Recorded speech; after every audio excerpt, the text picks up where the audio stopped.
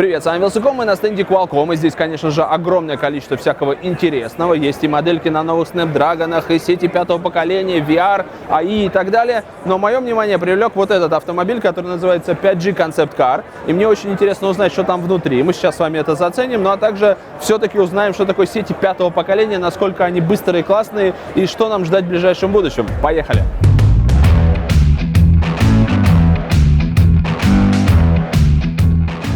У нашего замечательного спонсора поездки на Всемирный мобильный конгресс Барселону InDriver интересная история возникновения. Он появился в самом холодном городе России и мира – Якутске, когда температура за окном опустилась ниже 45 градусов по Цельсию, а цены на такси взлетели вверх, прямо как цены на iPhone в России. Приложение InDriver с первого дня своего существования противостоит диктату централизованных служб и сервисов такси. Кстати, InDriver – это Independent Drivers, то есть независимые водители. InDriver доступен в Москве, в Питере и еще в 120 городах России, а также в 4 странах мира. Скачивай и пользуйся, ссылка в описании. Вот мы очутились в этой замечательной машине, и забавно, что это Escalade ESV, точно такой же, на котором мы ездили по CES и окрестностям.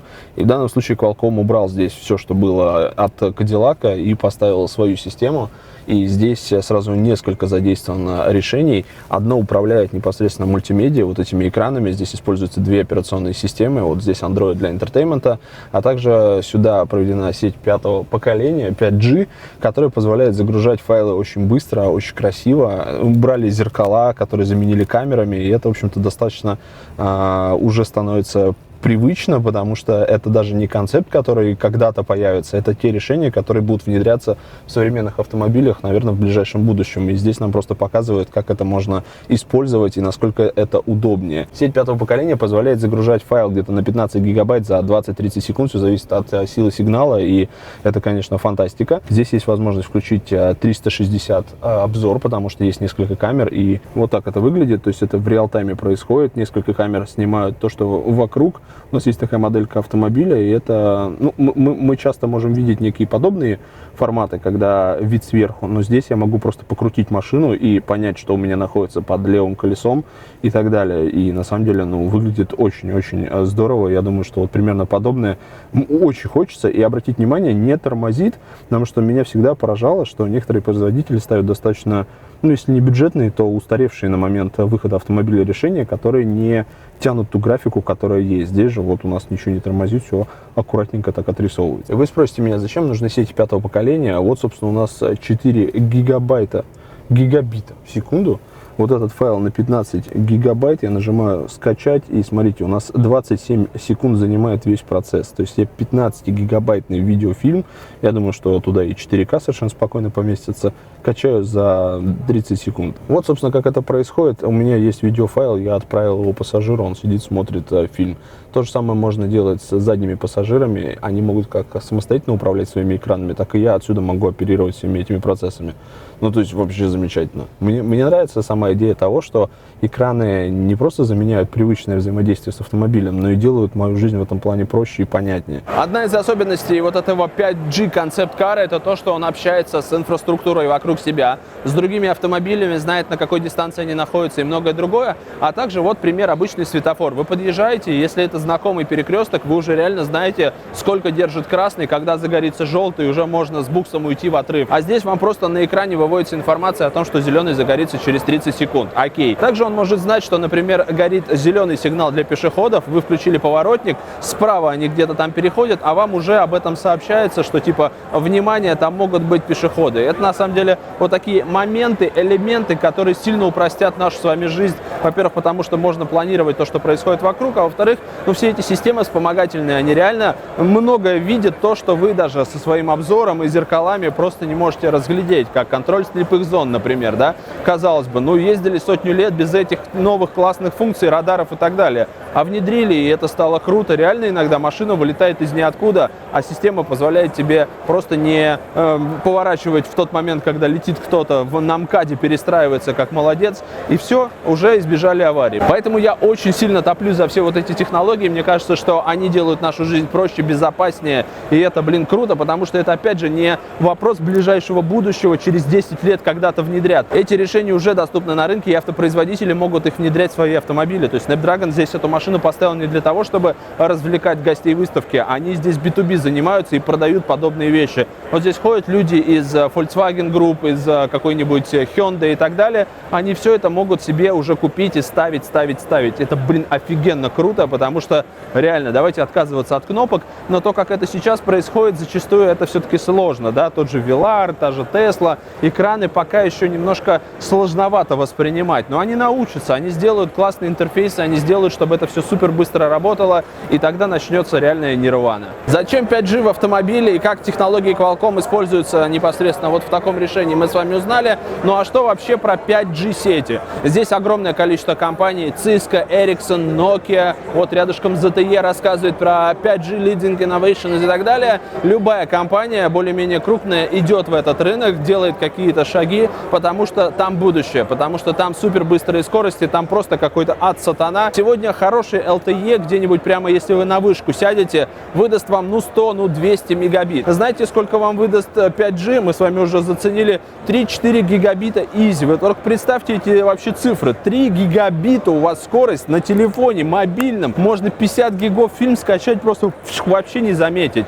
И это вот, я не знаю, зачем такие скорости нужны. Я столько порнухи за свою жизнь не смотрел, чтобы качать с таких объемов, с такими скоростями. Пойдем узнаем, может нам на стенде сейчас расскажут, зачем это надо. Буквально рядом со мной расположен стенд 5G демонстрации от Qualcomm, и здесь не просто лабораторные какие-то цифры, которые были получены в вакууме, здесь настоящий город. Взяли Франкфурт и Сан-Франциско, домики, деревья, людей, вообще все как происходит, вот эти помехи и так далее, и построили некую модель симуляции, которая на примере покажет, как это будет работать уже совсем скоро. Потому что сейчас LTE, конечно, тоже развивается, то, что было там в 2011 году и сейчас, это большая разница, они проделали некий путь эволюции. Давайте для понимания, что такое вообще 5G. На самом деле здесь тоже много нюансов, возможны разные комбинации, но вот так вот чисто банально, чтобы реально вы ориентировались вообще в происходящем. Если в LTE мы можем увидеть цифры 100-200 мегабит, если там LTE категории 20, то можно, наверное, и 300, но в 5G мы можем easy увидеть 2, 3 и 4 гигабита, то есть это в десятки раз быстрее то, что показывает LTE. И самое наглядное, конечно, это то, что мы с вами никогда практически не находимся в 100% покрытии сети, чтобы у нас все на максимальном, на пиковом значении было. Обычно это 20, 30, 10% от этих цифр. То есть там, где у нас возможно 100, мы в лучшем случае увидим 10. Так вот там, где у 5G, возможно, 3-4 гигабита, мы увидим жалкие на 10% 300-400 мегабит в секунду. То есть это просто даже на 10% быстрее того, что показывает LTE самой крутой категории в пиковом значении. И вот от этого, наверное, стоит и отталкиваться, потому что то, что показывает 5G как бы вообще, ну там просто космос. Там можно стримить 8К, 120 кадров в секунду в 10 битах и вообще горе не знать. Ну а если говорить о том, как мы используем, в общем-то, интернет на наших смартфонах, то ребята из Qualcomm 3 основных сценария нам показывают. Это загрузка чего-либо из интернета, это стриминг чего-либо в интернет, и это браузинг классический, и здесь тоже свои нюансы есть. Давайте о каждом из них поговорим. И первое, это, конечно же, стриминг, причем как от тебя непосредственно, так и к тебе. Почему это важно? Если в LTE лучшей категории на 10% мы увидим лишь 480p, 1060 может быть, и это все прыгает, потому что тут буферизация поломалась, тут еще что-то, то на 5G даже на 10% мы можем реально фигачить 8К. И если вы смотрите это со своего смартфона, то, наверное, такая скорость стриминга вам не нужна на прием. Но представим, что в ближайшем будущем появятся шлемы виртуальной реальности, куда вы сразу можете стримить все через сети 5-го поколения. Есть шлемы или очки дополненной реальности, где, опять же, очень важно, чтобы у вас было высокое разрешение. И здесь уже эти цифры, они не кажутся какими-то, знаете, ну нафига это нужно? Это реально уже сейчас требуется для того, чтобы вы получали хороший, качественный контент, четкую картинку и так далее. И все вот эти вот замечательные виртуальные реальности, микс реальности могли реально существовать и применяться на жизни. Сети 5-го поколения позволят это сделать. И, конечно же, для операторов, для всех, кто занимается инфраструктурой, это большой шаг вперед, потому что, надо же что-то продавать нам с вами, потому что сети 5-го поколения, скорее всего, подстегнут всех для того, чтобы перейти на новое поколение устройств и так далее. Собственно, в Qualcomm это тоже понимают, и перед тем, как сети 5-го поколения придут в наши смартфоны, они сначала появятся в портативных модемах,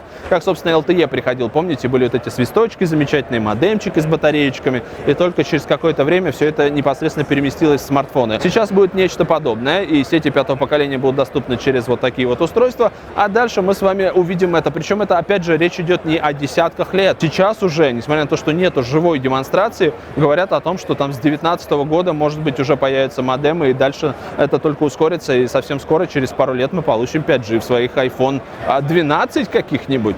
И это наше будущее в любом случае. А там посмотрим. Пишите в комментариях, что вы об этом, обо всем думаете. А с вами был Высоком. Пойду найду для вас что-то еще интересное в Барселоне. Совсем скоро увидимся. Пока.